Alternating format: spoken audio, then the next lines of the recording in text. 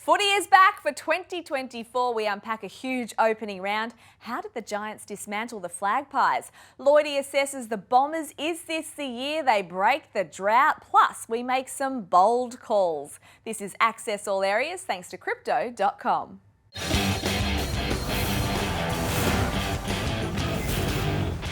Great to be back in 2024 and great to have your company as I welcome in Damian, Barrett and Matthew Lloyd. Welcome to you both. Great to be back, Nat. What's going on here? Change of look, Nat. I was waiting for you to raise it. You rose it right off the top. Let's get the footy chat underway. Opening round, did you like it? I did. Yeah, I thought it was pretty they've good. bought the real estate out of nowhere, the AFL. It's a free weekend for them, and it's here to stay. It's just a matter of how it looks. You've got some suggestions on how it may look better in the future? No, I'm happy. I think there was some queries yesterday around should we have a Sunday game as well, but I enjoyed the four northern states teams getting their time in the sun. All right, well, let's talk about the footy from opening round. We start with the Giants because they stunned the Premiers in Collingwood on Saturday night. And Lloydy, it was their fast ball movement that was super impressive and it had the Pies on the back foot from the first bounce. Yeah, that was, Nat. They were impressive in every way, but I just thought they ran the Pies off their feet by the third quarter. And their defence is as honest as they come. Buckley, Iden, Sam Taylor, they are brilliant. But once they win the ball back, they then just go. They're off to the races. Daniels is one of those players that's involved, but Collingwood couldn't handle this, and I think Collingwood's defenders were really poor. The Giants were far better, and once they win the footy back, they're the best side in it to watch, and they may well be premiership favourites within a matter of weeks if they're not already. There's no hole, is there, in what they do? Their back line is as good as anyone's, with Taylor leading the way, Buckley. And then their forward line with the multiple goal-kicking options with Callum Brown and Brent Daniels and Jesse Hogan, who's been an amazing recruit, and Cadman, also having an impact in his first game of the second season. That was going to be my only worry, their key forwards, but then Hogan just keeps getting better, and Callum Brown did some special things, and Cadman, as you said, should only improve. And they've got North Melbourne and West Coast in the next couple of weeks, so the Giants could be 3-0. Let's talk about Collingwood, though. We love the term, Damo, the premiership hangover. Is it far too early for that? It is for me, yeah. I mean, we'll know in 6 or 7 weeks, and I don't mean to delay the answer and avoid your question, but there was some sluggishness attached to it. I'm giving them an out on it. I was worried about the game going in without Howe being injured from the back line and Murphy with the unknown about him. They're two key premiership players from what they did last year. They won a premiership by a kick. They won a prelim final by a kick. There wasn't a lot of wiggle room against the best teams. One of the best teams, GWS, got them hard at first up in 2024. They built themselves up for that game. So, yeah, I'm observing what they did, but not worried at this stage. Sometimes it's a good thing when it happens early, and Craig McRae spoke of a reality check. He thought they were going well, but they're not going as well as the Giants. And to me, he seemed he's most disappointed in his players during the game. On the boundary line, he seemed flat with what he was seeing, and also after the game he said our defence didn't play the roles like they need to. They're far too loose. So he's got the perfect vision to show them this week and put it on them. You will not play if you serve up what you do, and we've got some young kids who might be hungrier.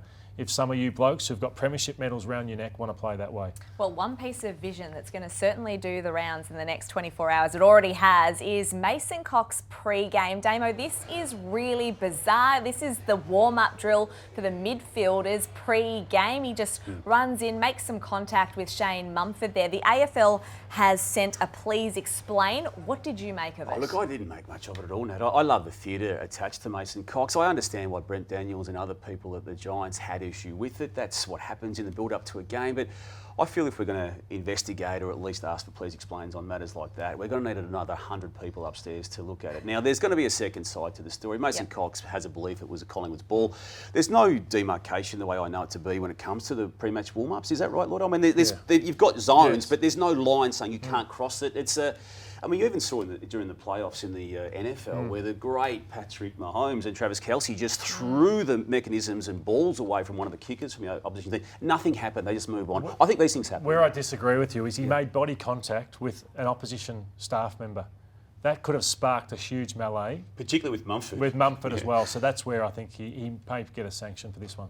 What sort of fine? Yeah, fine. Yeah, monetary fine. Yeah. We'll see. got a But different view. it does add another layer of intrigue, of course, to the rivalry between these two clubs, which we very much love. Let's rewind to Friday night now and the Gabba, and it was an incredible comeback win from the Blues. Harry Mackay, of course, kicking the winning goal with 90 seconds left. The Blues were 46 points down. Lloydy, how did Carlton turn it around in the second half? So we've got the anatomy of a comeback here. Now, quarter one where they were smashed. You can see they can't get their hands on the footy. They're allowing Brisbane to run. So minus 13 uncontested possessions. They allowed Brisbane to mark at will. They were out-pressured, minus 10 tackles and smashed by 32 points. You see the second quarter. It didn't show out too much on the scoreboard, but they evened up the game in every sense.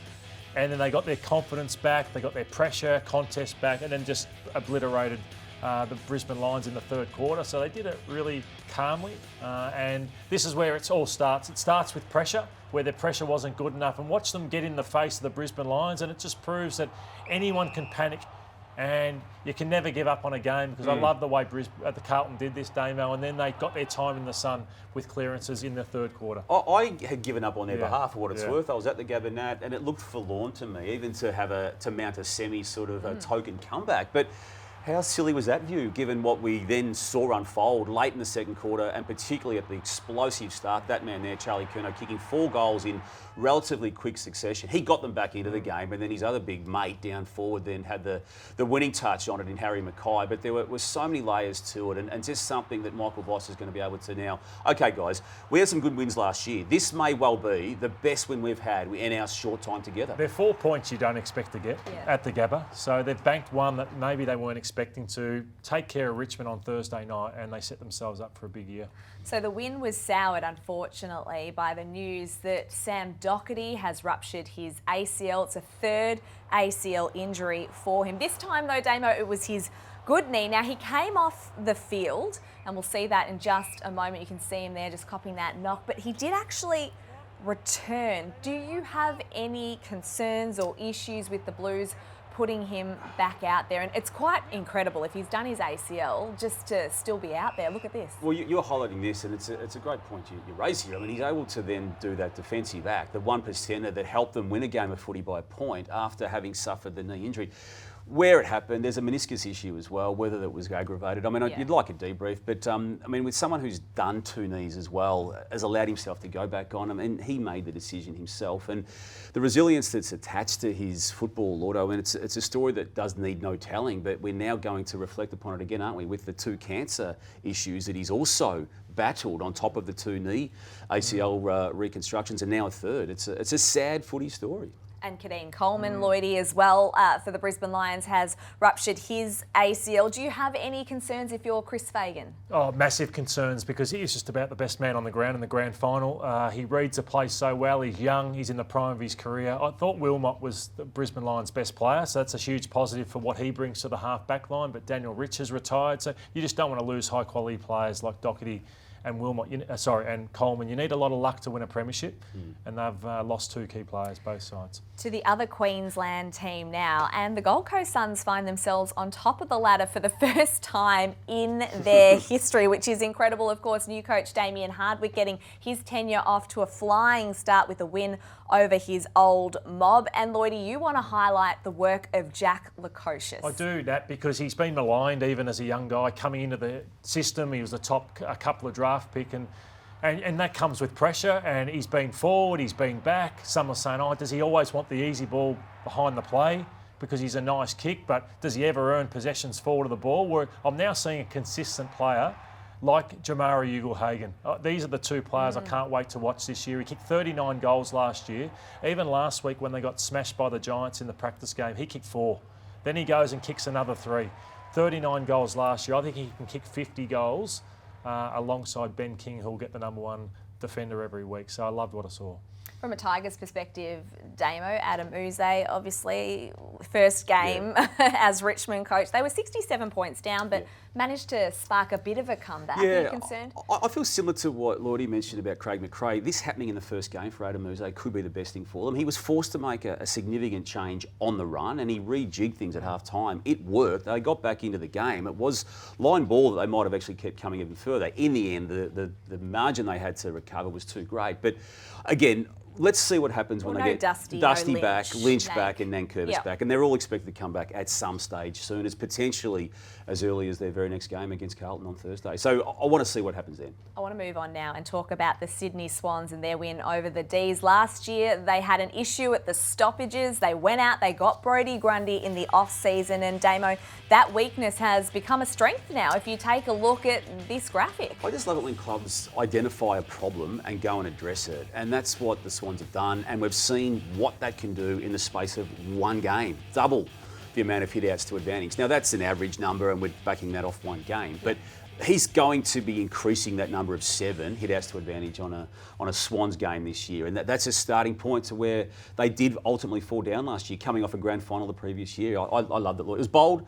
It was risky, given that he hadn't played effectively well for 2 years, Brodie. But they may well have the 2018 and 2019 Brodie Grundy. He makes the Swans so much better, but the conditions suited him down to a T. So on a faster deck, maybe the MCG v Collingwood this week, we'll see whether he can continue that form. So Lloydy, no Mills, no Parker, no Taylor, Adams in the midfield. So Isaac Heeney steps up. And my question to you is, when those players inevitably come back into the side, should Isaac Heeney stay in the midfield permanently? I would keep him in at least 50%. So he's too good a forward not to go in there. But I've been critical of him at times, that he hasn't stood up in the big games. But he was, along with Grundy, the best man on the ground. And what I like about him is he's got the explosive nature and the skill level, decision-making poise that I don't think that Taylor Adams doesn't have. I think he's quicker than Luke Parker. Callum Mills, I reckon, is best behind the footy, more so than a midfielder at times. So, yeah, I'd keep him in there for at least 50% of the game. Okay, so that is opening round done and dusted. And with that in mind, we're going to take a look at the Crypto.com tipping leaderboard. And I don't really want to look at this. All right, I've been forced to take a look at this, and I'm very embarrassed by my 1 out of 4. God, Who'd you get right? I picked the Gold Coast Suns. Okay. It's a long year, Nat, so don't worry. Oh, thanks, Lloyd. I appreciate that. All right, let's move on. Let's get that graphic off the screen and pretend that never happened. Hey, so we've had 8 teams play their first official game in 2024. So as we count down to round 1, we thought we would take, I guess, a mini season preview or look at the other teams that haven't yet played a game. And I want a team that's going to improve in 2024. And Lloydy, we're going to start with you. Yeah, I'm going to go with the Adelaide Crows, because I think you improve greatly when you have players from around the 50 to 100 games who all come through together in their high-end draft selection. So Rankin, he's played around that 69 games. So he's in the prime of his career. Then you've got Josh Rochelle. So he's only played around the 30s, but he's a high-end top 10 draft pick. He's ready to go. He looks fitter this time around. The next player is Fogarty. So it's taken years and years to make it, but he believes he belongs now. So another high-end top 10 draft pick. And the last one is, I know Kane Corns is a massive fan of this guy, Jake Saligo. So he's another one who's played 37 games, but in the prime of his career, off the back of last year where they should have been in the finals, had it not been for a decision. They're the ones that I think could pop and potentially be top 6 to 8. All right, Damo, who have you got? Look at the Cats going back right up high, Nat. 10 wins last year. You look at it, and it was a disappointing year, and yeah, it was, but it was still 10 wins when not much went right, coming off a grand final win the previous year. Cameron never got out of second gear physically after that bump from Rowan. There was a friendly fire bump. There was a concussion element to that, but it was also a shoulder injury. Dangerfield wasn't right. They never got their season flowing, and yet at times they looked really good. So I've just got them back in there with a good pre-season pretty much across the board. I did make that prediction before Cam Guthrie went down late in the off-season, but even without him being available for some time, I still feel they're going to be right up there. You have them in the grand final, and you did admit on AFL Daily last week you're drinking the Chris Scott Kool-Aid. Well, so you're not backing down at all, are you? It's a good source of substance. Grand final, Damo. Yeah. Well, I had them in the grand final in 2022, and I think you both said the same thing as well, and they won that year. Another few years on, and players a bit older. Oh, well, again, Lloydy, we made predictions in the pre-season. Let's see how we go. Grand final. That is bold. It's not even his bold call, Lloydy. What's that? Who have you got? The Giants and the Brisbane Lions, I think. Okay, so I, like you, had Adelaide in this category when I did it for afl.com.au, but I also want to throw in Essendon here because they finished 11th, Lloydy, last year, 11 wins. I have them finishing 8th. I'm not sure this is the year to break the finals drought, the 20-year drought when it comes to winning in September, but I do like the recruits that they've added in Mackay, Dersma, Gresham. You've got Goldstein as well, and big raps on Nate Caddy. Zach Reed's had a strong pre-season, so I'm kind of bullish about the Dons. Are you? I hope you're right. I haven't got them in my 8 this year because I worry about the size of their midfield. I still think it's not big enough to go in the forward line. So aside from Kyle Langford, hopefully Peter Wright can come back, who he won the best and fairest 2 years ago. But apart from, Are you really worried about them? I am. This is last year's goals where Kyle Langford you can trust. I think everyone else is up and down. And until last year, Lloyd, he was never looked upon as a key forward, was he? And he certainly wasn't ever thought to have kicked 51 goals. I love what he did. I love him as a player. But even before last year, he wasn't a forward. Peter Wright only played 10 games. There's just too many players that are inconsistent at that club. So until you see that, I can't trust them. Does that take some buoyancy out of your prediction there, Nat? No, I'm sticking with the Bombers, which you all might find very, very strange. Let's talk about a team to regress or fall in. You both have Port Adelaide. Who wants to take this one? I'll just jump in, Lloyd. I've been all in on. I love them, but ultimately they haven't been able to get the job done with those players on the left of screen there. Again, they're all talented players. I love them all. I hope George Lloydy comes back in and has an impact. But Charlie Dickson's not going to be better in 2024 than he's been in the past, and it hasn't been ultimately enough for Port Adelaide. Todd Marshall, he's been around since 2017. I like him. He's a nice player. He's a good player. Jeremy Finlayson, they just don't get the job done in the high-end finals. And that, to me, is going to be another concern for them in 2024 now. And that's why I'm with Damo on that. I think the midfield just speaks for itself. It's as exciting as any midfield in the game, but I'm not sure who of those guys can be an All-Australian. Potentially Alir again, and hopefully Marshall, but the others I'm not sure about. When I was doing my ladder, there were about 10 teams you could have had between 5th and 14th, and unfortunately the Saints just fell out of the 8 for mine. I feel like maybe Ross Lyon Magic might wear off in his second year, and I guess the question mark, and I'm happy to be proven wrong, is can their young talent take that next step into that next category? And I'm talking about Philippou, Owens and Windhager, and that's sort of where the question marks lie for me at this point. So yeah, I'm not sure about the Saints. Yeah, I've got to watch them a fair bit at training against the Bombers in the practice game and against North, and I like what I'm seeing from St Kilda. I'm the most excited about them that I've been in a long time, and it's because they've always been a dour side. Who's this on screen? Darcy Wilson? Is Darcy Wilson, who was their first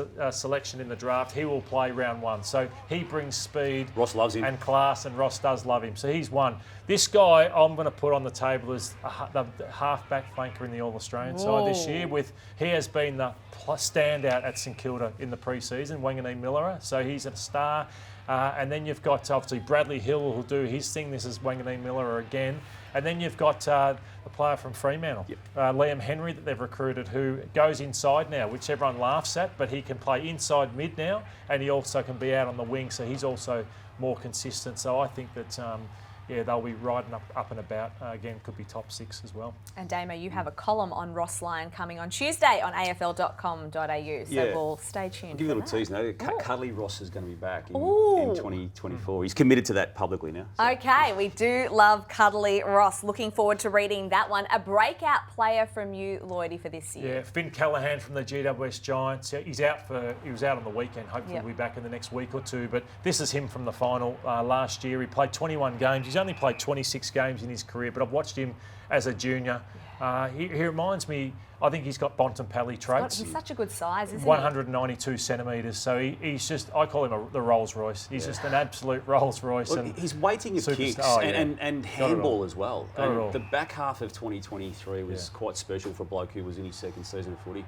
You beat me to the punch on him. I wanted to name him too, Matt. So well, you can't have him. I can't. Can I have Ollie Henry from yes, Geelong? You can. Can I have that? Yep, yeah. You can. Look, 41 goals last year in what was his third season of footy, having crossed from Collingwood. Controversially, it must be said. I like him. I know he's had a good off-season, and they've pumped him up in the off-season privately, and they expect big things this year. Okay. Oh, I like your prediction. And this Geelong theme is extending. You are definitely when they're going to make drinking the grand Kool-Aid final. down at the Cattery, Damo. Well, they get 41 goals in a team that won 10. Yeah. Did you have breakfast, lunch? What was it? Dinner with Scotty? What was it? Lloydy, you bagged me in 2022 when they won the All flag. right, all right. Yeah. I'm just wondering where the Kool-Aid was drank. Was it breakfast? It lunch? was over a session watching the team actually scratch match itself in pre-season. I see. Well, I have Bailey Humphrey, and I'm just going to erase the game from the weekend where he only had 9 touches. He was okay. He's got a new sleeve. He's got a new haircut. I absolutely love Bailey Humphrey. Dimmer raves about this young kid. He's likened him to a Dustin Martin type, which I know is putting a lot of pressure on him, but he's explosive, he's powerful. I think he's going to spend a little bit more time in the midfield, and he's so dangerous in front of goal as well. So Bailey Humphrey is my pick. He kicked 11 goals in 19 games last year. I expect that to be a little bit more in 2024. All right, time now for our Crypto.com bold calls. What have you got, Lloydy? Mine is that Aaron Norton and Jamara Ugle-Hagan will be the #1 forward duo by June. So it's a bit risky with the way Curnow and Mackay started, but I think Norton's pressure is off the charts. I love that, and Ugle-Hagan is in the prime of his career. Right, I want to keep drinking that Kool-Aid. Oh, no. Yeah, Jeremy Cameron. What is going on? I'm still drinking it. No, look, what I like, Lloydy, is how he moved away from goal in recent times. And he's going to be up the ground a lot this year. And watch him become Mark Blitzow's Bit of midfield 2.0. time. Yeah, I think you'll find him setting up on the wing a fair bit. And he'll still go forward, but with Ollie Henry down there and Hawkins anchored almost, it'll allow him to get up further up the ground. Well, I'm feeling pretty good about my bold call. And just for the record, this was put on afl.com.au last week before the season even started. But Brodie Grundy back into the All-Australian team, and I just think he's going to be revived in Sydney. And look, one game. He's in now. Let's He's call it. starting ruckman today. Yep, exactly. Exactly. All right, that is all we have time for on Access All Areas this week. Thank you so much, gents. Great to be back with you. We'll be back, of course, next week, same time, same place. Enjoy the week.